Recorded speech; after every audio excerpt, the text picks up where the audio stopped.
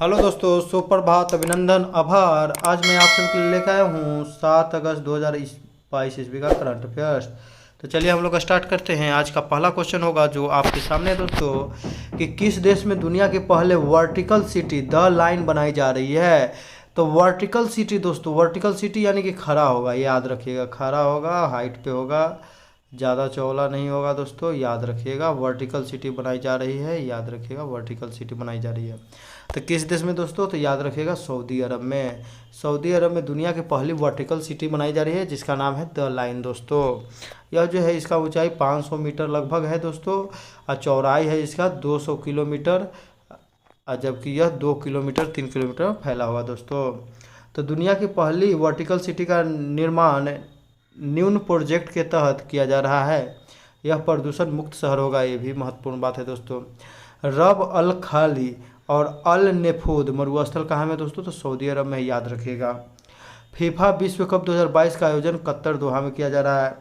Building of future यानी कि जिसे फ्यूचर का बिल्डिंग कहा गया है, दुनिया की सबसे खूबसूरत बिल्डिंगों में से एक दोस्तों दुबई में बनाया गया है, जिसमें 2071 ईस्वी तक के इतिहास को माने दर्शाया गया, 2020 को दर्शाया गया है। क्यों? क्योंकि यूएई की स्थापना 1971 में हो, तो इसके 100 साल पूरे होने पर। दुनिया की पहली पेपरलेस सरकार दोस्तों, तो यूएई की है सरकार, दुनिया की पहली पेपरलेस।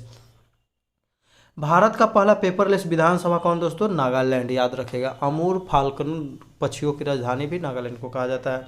भारत का पहला पेपरलेस हाई कोर्ट दोस्तों, तो केरल उच्च न्यायालय, भी याद रखिएगा। दूसरा नंबर क्वेश्चन हो जाएगा दोस्तों कि 4 अगस्त 2022 को किस विभाग ने नशे से आज़ादी राष्ट्रीय युवा और विद्यार्थी संवाद कार्यक्रम का आयोजन किया है।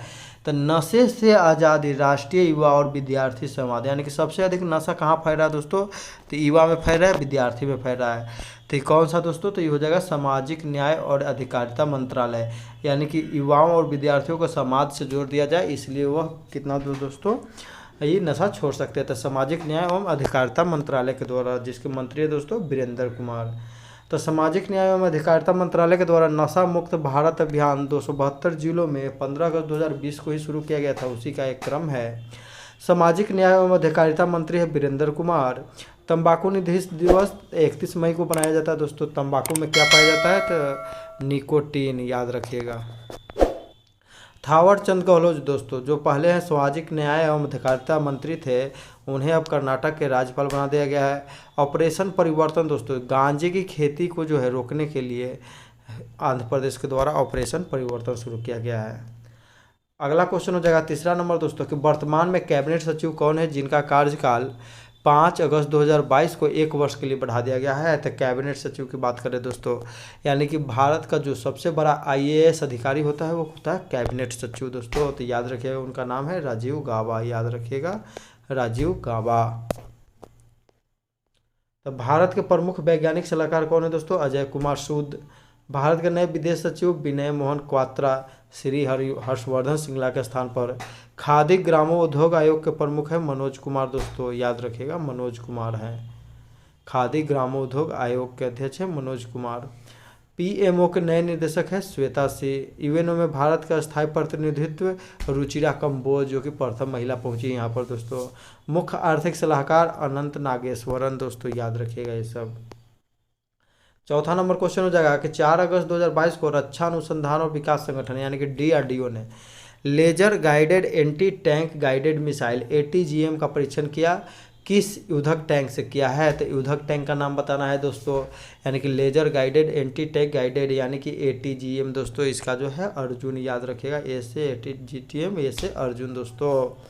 तो अर्जुन से ही परीक्षण किया गया है, टैंक का नाम है अर्जुन दोस्तों। तब बख्तरबंद टैंक या वाहन को विनाश करने का काम करेगा। दागों और भूल जाओ प्रणाली पर यह जो है आधारित होगा दोस्तों। तो याद रखिएगा, फायर एंड फॉरगेट यानी कि दागों और भूल जाओ, यह जो है अहमदनगर महाराष्ट्र में इसका सफल परीक्षण किया गया है।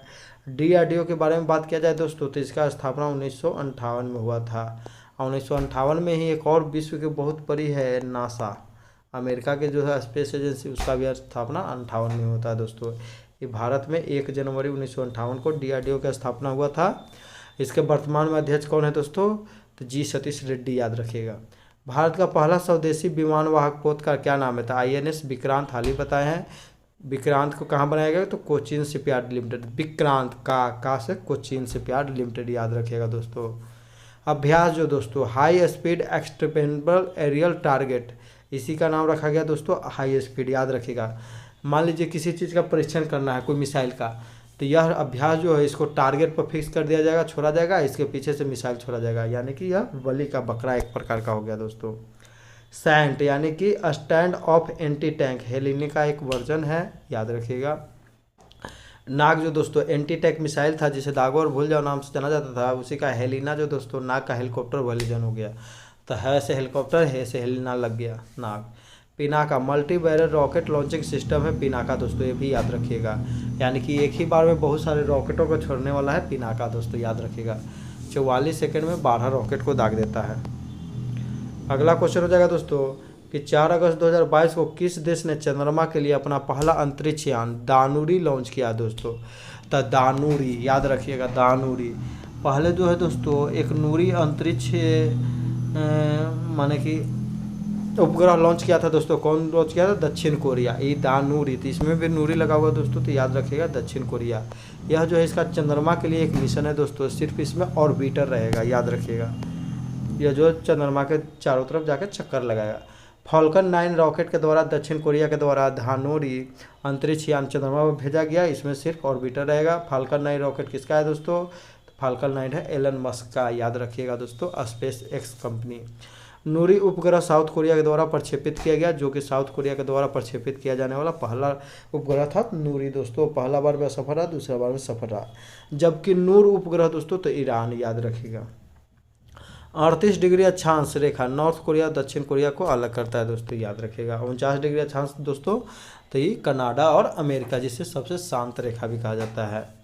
उबेर कप का विजेता कौन है दोस्तों, तो साउथ कोरिया ने चीन को हराकर जीता है उबेर कप, याद रखिएगा। साउथ कोरिया ने चीन को हराकर जीता है उबेर कप। जबकि थॉमस कप दोस्तों, उबेर कप जो होता है महिलाओं के बैडमिंटन का जो है वर्ल्ड कप होता है, उसी प्रकार से थॉमस कप जो है पुरुषों के बैडमिंटन का वर्ल्ड कप होता है। इंडोनेशिया को हराकर जीता है किसने, तो भारत में पहली बार जीता है दोस्तों। चंद्रयान 1 PSLV C11 के द्वारा 2008 में छोड़ा गया था दोस्तों। और चंद्रयान 2 GSLV MK3 M1 के द्वारा 2019 में छोड़ा गया था दोस्तों। इसमें 3 चीज़ था, ऑर्बिटर था, रोवर था और लैंडर था दोस्तों। तो ऑर्बिटर था, रोवर का नाम था प्रज्ञान और लैंडर का नाम था विक्रम दोस्तों, याद रखिएगा, जिसका सॉफ्ट लैंडिंग ना हो पाया था दोस्तों। अगला क्वेश्चन हो जाएगा कि 5 अगस्त 2022 को भारतीय रिजर्व बैंक की मौद्रिक नीति समिति ने रेपो रेट कितना निर्धारित किया है। तो रेपो रेट निर्धारित करने की बात करें दोस्तों, तो यह रेपो रेट जो निर्धारित किया गया है दोस्तों तो हो जाएगा 5.40, याद रखिएगा 5.40 यह निर्धारित किया गया है। तो मौद्रिक नीति समिति जो है साल में 6 बार अपना रिपोर्ट जारी करता है, 2-2 महीना पर दोस्तों। इसमें 6 सदस्य होते हैं, जो कि 3 होता है रिजर्व बैंक का मेंबर और 3 भारत सरकार का। अध्यक्ष रिजर्व बैंक के गवर्नर होते हैं दोस्तों। जिस दर पर RBI बैंकों को अल्पकालीन लोन देता है उस दर को रेपो रेट कहते हैं दोस्तों। और रिवर्स रेपो रेट किसे कहते हैं दोस्तों, जब RBI दूसरे बैंक से लोन लेता है तब रिवर्स रेपो रेट, याद रखिएगा। रिजर्व बैंक ऑफ इंडिया का राष्ट्रीयकरण 1949 में हुआ था। इसकी स्थापना यंग हिल्टन कमीशन की सिफारिश पर हुआ था 1 अप्रैल 1935 ईस्वी को दोस्तों। रिजर्व बैंक ऑफ इंडिया के पहले गवर्नर थे ओसबॉर्न स्मिथ, जबकि प्रथम भारतीय गवर्नर थे CD देशमुख। वर्तमान में शक्तिकांत दास रिजर्व बैंक के 25वें गवर्नर है। हाल ही में मुद्रास्फीति को नियमित करने के लिए जिम्बाब्वे ने सोने के सिक्के जारी किए, याद रखिएगा। जिम्बाब्वे जो देश है दोस्तों मुद्रास्फीति को नियंत्रित करने के लिए सोने का सिक्का जारी किया, जिसका नाम क्या है दोस्तों, तो मोसी-ओ-तोन्या दोस्तों, याद रखिएगा जिम्बाब्वे। 7वां नंबर क्वेश्चन हो जाएगा दोस्तों कि 4 अगस्त 2022 को किस राज्य में राज्य पुलिस एकीकृत कमान और नियंत्रण केंद्र का उद्घाटन किया गया, जो देश में अपनी तरह का पहला ऐसा केंद्र है। तो राज्य पुलिस एकीकृत कमान नियंत्रण केंद्र दोस्तों, तो यह जो है पहला है देश में अपनी तरह का, यह है तेलंगाना का दोस्तों। तो आपदा के समय जो है तुरंत एकदम एक्टिव होने के लिए इसका जो है स्थापना किया गया है, याद रखिएगा दोस्तों। तो प्राकृतिक आपदा पर तेजी से नियंत्रण पाने के लिए तेलंगाना के मुख्यमंत्री है Chandrashekhar Rao. Medicine from the sky project Telangana राज्य के द्वारा जो है दूर दराज के इलाकों में दोस्तों ड्रोन से। भारत का पहला flow chemistry technology Hyderabad hub में बना। Tree city of the world Hyderabad और मुंबई को बनाया गया दोस्तों, याद रखिएगा। पहले सिर्फ tree city of the world Hyderabad को चुना गया था, अब उसमें मुंबई भी आ गया है। विंग्स इंडिया 2022 का आयोजन बेगमपेट, बस विंग्स बस बेगमपेट हैदराबाद में दोस्तों, बेगमपेट हवाई अड्डा। भारत का पहला महिला स्वामित्व वाला औद्योगिक पार्क हैदराबाद दोस्तों, ये भी याद रखिएगा। ओपन रॉक संग्रहालय हैदराबाद में बन रहा है दोस्तों, याद रखिएगा। ये सब महत्वपूर्ण क्वेश्चन है दोस्तों, जो किसी न किसी एग्जाम में जरूर आएंगे दोस्तों। अगला क्वेश्चन हो जाएगा कि किस राज्य में स्थित ओमकारेश्वर बांध पर दुनिया का सबसे बड़ा फ्लोटिंग सोलर पावर प्लांट बना है। तो फ्लोटिंग सोलर पावर प्लांट जो दोस्तों बन रहा है तो वह किस राज्य में है दोस्तों, तो याद रखिएगा मध्य प्रदेश, याद रखिएगा मध्य प्रदेश। तो ओमकारेश्वर बांध की बात करें दोस्तों तो यह नर्मदा नदी पर है, ये भी याद रखिएगा नर्मदा नदी। नर्मदा नदी को दोस्तों गुजरात और मध्य प्रदेश का जीवन रेखा भी कहा जाता है। ओमकारेश्वर बांध दुनिया का सबसे बड़ा फ्लोटिंग सोलर पावर प्लांट का क्षमता 600 मेगावाट होगा। ओमकारेश्वर बांध नर्मदा नदी पर स्थित है। टिहरी बांध भारत का सबसे ऊंचा बांध भागीरथी नदी पर स्थित है, जिसकी ऊंचाई है दोस्तों 260 मीटर, याद रखिएगा दोस्तों 260 मीटर है ऊंचाई। टिहरी बांध पर स्थित है भारत भागीरथी नदी पर, याद रखिएगा टिहरी बांध। हीराकुंड बांध दोस्तों उड़ीसा में स्थित है, महानदी पर स्थित है दोस्तों। तो सबसे लंबा बांध है भारत का, 4801 मीटर लंबा है, भारत का सबसे लंबा बांध है दोस्तों, याद रखिएगा। सरदार सरोवर बांध दोस्तों तो गुजरात में स्थित है, नर्मदा नदी के किनारे, याद रखिएगा गुजरात में स्थित है, नर्मदा नदी के किनारे स्थित है दोस्तों। अगला क्वेश्चन हो जाएगा दोस्तों कि अगस्त 2022 में कौन विश्व अंडर-20 एथलीट्स चैंपियनशिप में 2 मेडल जीतने वाले पहले भारतीय बन गए हैं। तो 2 मेडल जीतने वाले पहले भारतीय बन गए हैं दोस्तों, तो याद रखिएगा रूपल चौधरी पहले भारतीय बन गए हैं अंडर-20 एथलीट्स चैंपियनशिप में दोस्तों, रूपल चौधरी। तो ये 2 मेडल जीते हैं। तो विश्व अंडर-20 एथलीट्स चैंपियनशिप का आयोजन कोलंबिया में किया जा रहा है दोस्तों। विश्व अंडर एथलीट चैंपियनशिप में गोल्ड मेडल जीतने वाले पहले खिलाड़ी कौन थे दोस्तों, तो नीरज चोपड़ा थे, जो कि दोस्तों 2021 के टोक्यो ओलंपिक में भी गोल्ड मेडल जीते हैं। प्रथम महिला खिलाड़ी कौन थे जो गोल्ड मेडल जीती थी, हिमा दास थी दोस्तों।